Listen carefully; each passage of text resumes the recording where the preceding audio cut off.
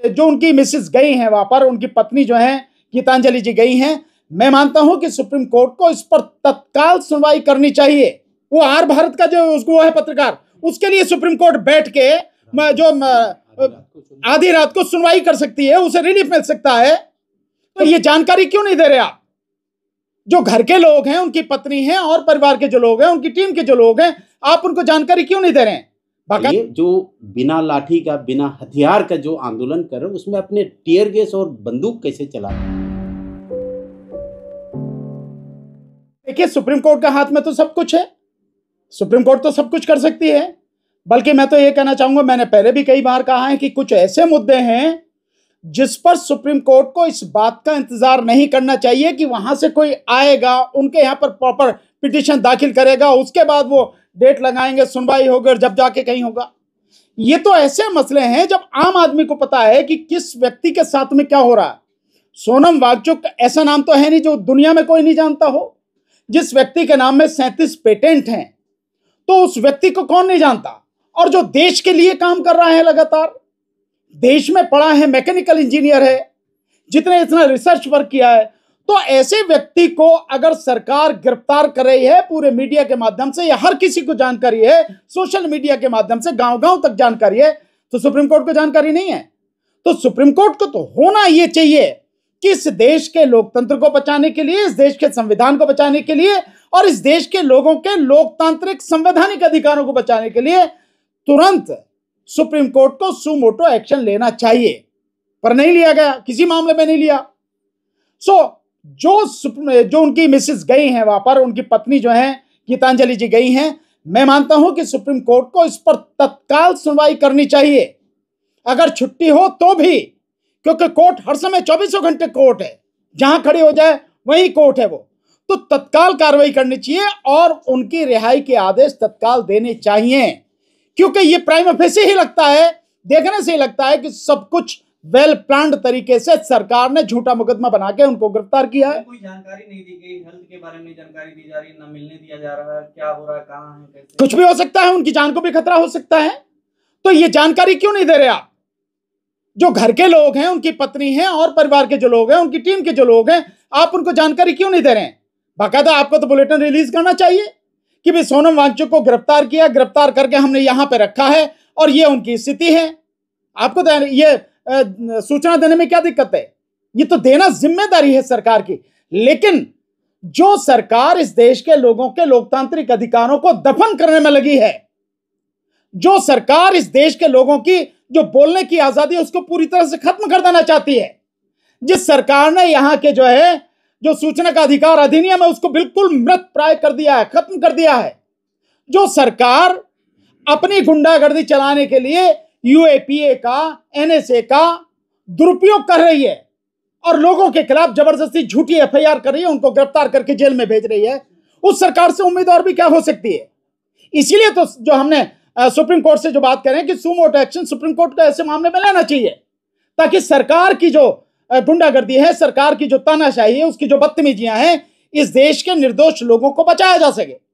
एक व्यक्ति जिसको पूरी तरह से संरक्षण देना चाहिए, जिसके हर काम में सरकार को आगे बढ़कर सहयोग देना चाहिए, आज वो व्यक्ति आपसे आपके किए गए वादे की याद दिला के संवैधानिक अधिकारों की मांग कर रहा है, आप उसे झूठी एफआईआर करके जेल में डाल दे रहे हैं।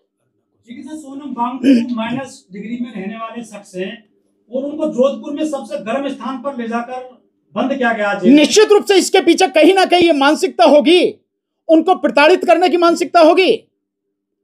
जब एक वो पत्रकार नहीं है, क्या नाम है उसका, अर्नब गोस्वामी, वो आर भारत का जो उसको है पत्रकार, उसके लिए सुप्रीम कोर्ट बैठ के जो आधी रात को सुनवाई कर सकती है, उसे रिलीफ मिल सकता है, तो क्या इस मैटर में नहीं मिल सकती?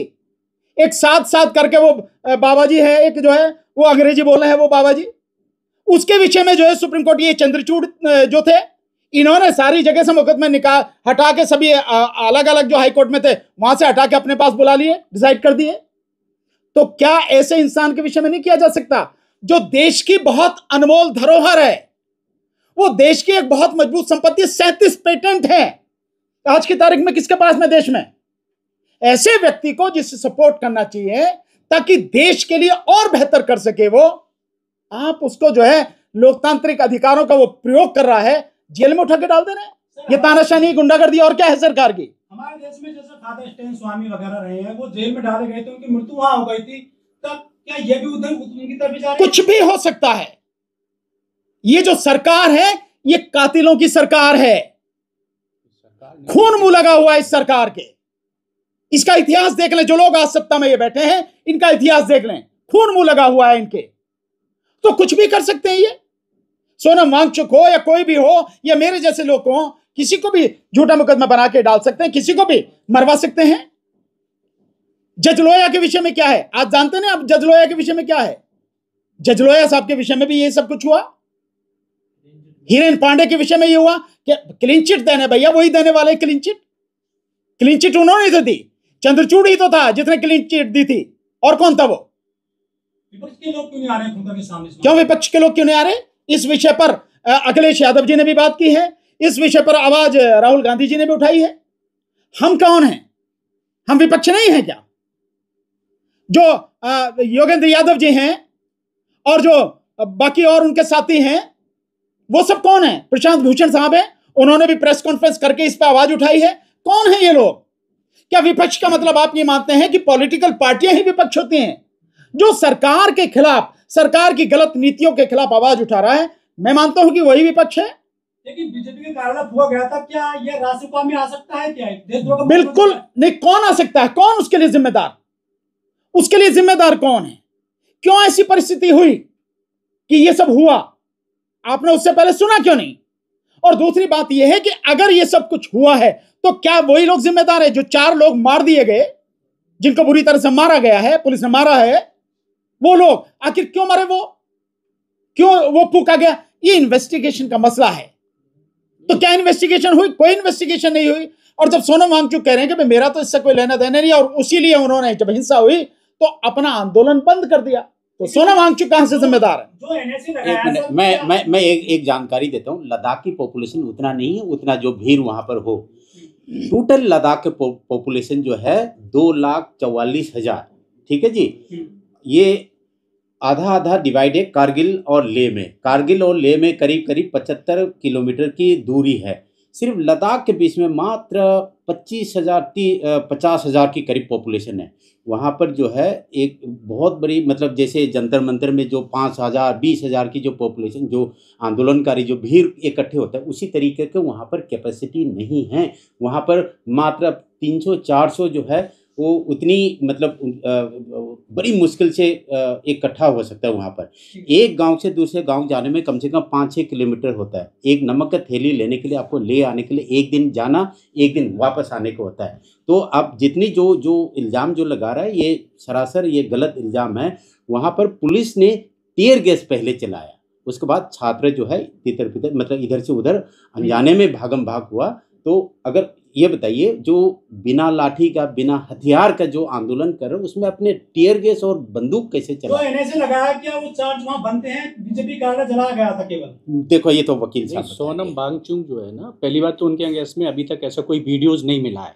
आप ये देखते हैं कि कोई वीडियोस मिला हो, ऐसा कुछ भड़काऊ भाषण दिया हो तो बनता है, लेकिन अभी तक बीजेपी आईटी सेल ने कोई ऐसा कोई सब नहीं, वो सारा फैब्रिकेटेड सबूत है। वो सारे सबूत जो दे रहे हैं उनको फैक्ट चेक में उसको नेगलेक्ट कर दिया कि भाई ये सबूत सब नहीं। पाकिस्तान और चाइना, आप जो बोला कि रात को चादर उड़ के भागा था, क्या वो एमएचए ने उसको वीजा दिया है? उसने रात को चादर ओढ़ के भागा नहीं है पाकिस्तान में। पाकिस्तान और चाइना तो मोदी जी भी गए, मोदी जी तो भाई साहब ऐसा है कि पत्रकार साहब, उसको एमएचए ने, मिनिस्टर होम अफेयर्स ने उसको वीजा दिया है, उसका प्रेस कॉन्फ्रेंस में वो तो ऑफिशियल काम से गया है, कोई पर्टिकुलर। तो इसका मतलब जो है काम नहीं था। अमित शाह जी जिम्मेदार है इसका। राष्ट्रपति को भी पत्र लिखा था, उनका भी कोई जवाब नहीं आया। नहीं, देखिए मैं ये मानता हूं कि पत्र तो किसी को भी लिख दो, लेकिन राष्ट्रपति तो आज की तारीख में, जहां तक मेरी जानकारी है, जो मैं समझ रहा हूं कि प्रधानमंत्री के यहां से किसी भी चीज की जब तक अप्रूवल नहीं होगी, प्राइम मिनिस्टर, वो राष्ट्रपति कुछ नहीं कर सकते। उनके यहाँ तो लेटर भी बड़े सैंक्शन होके जाते हैं। तो मेरी जानकारी जहां तक है, इस देश में वर्तमान जो राष्ट्रपति हैं वो तो एक तरह से कैदी हैं, प्रधानमंत्री बिल्कुल कैद में है वो। तो जब उनकी कैद में है तो वो क्या करेंगे? और दूसरा, मैं एक अपना उदाहरण बताता हूं। आप लोग जानते हैं, हमने जब ईवीएम के खिलाफ आंदोलन 2019 में किया, हमने 5 जो है उसमें आंदोलन किए, हमने राष्ट्रपति को ज्ञापन दिए, बाकायदा 8-8, 10-10 पेज के ज्ञापन थे, और ज्ञापन दे के हमने उस पर राष्ट्रपति कार्यालय से बाकायदा रिसीविंग ली हुई है, मोहर लगी हुई है। आज हमारे पास वो रखे। आज भी हमने जब उसके लिए आरटीआई लगाई तो राष्ट्रपति कार्यालय से आया कि नहीं, ऐसा तो कोई आपके यहाँ ज्ञापन नहीं आया हमारे यहाँ पे। ये आरटीआई में हमारे पास वो भी रखे। तो राष्ट्रपति भवन का तो ये तो तब की बात है, और अब तो पूरी तरह से कैदी है राष्ट्रपति इस देश की। तो वहां चिट्ठी लिखने से क्या होगा? कुछ भी नहीं होगा भाई। जो पास होके जाती हैं वो तो प्राइम मिनिस्टर ऑफिस से जाती है ना, और प्राइम मिनिस्टर सबके लिए जिम्मेदार है। खबरों में बने रहने के लिए फोरम 4 को सब्सक्राइब करें और नोटिफिकेशन पाने के लिए बेल आइकन दबाएं।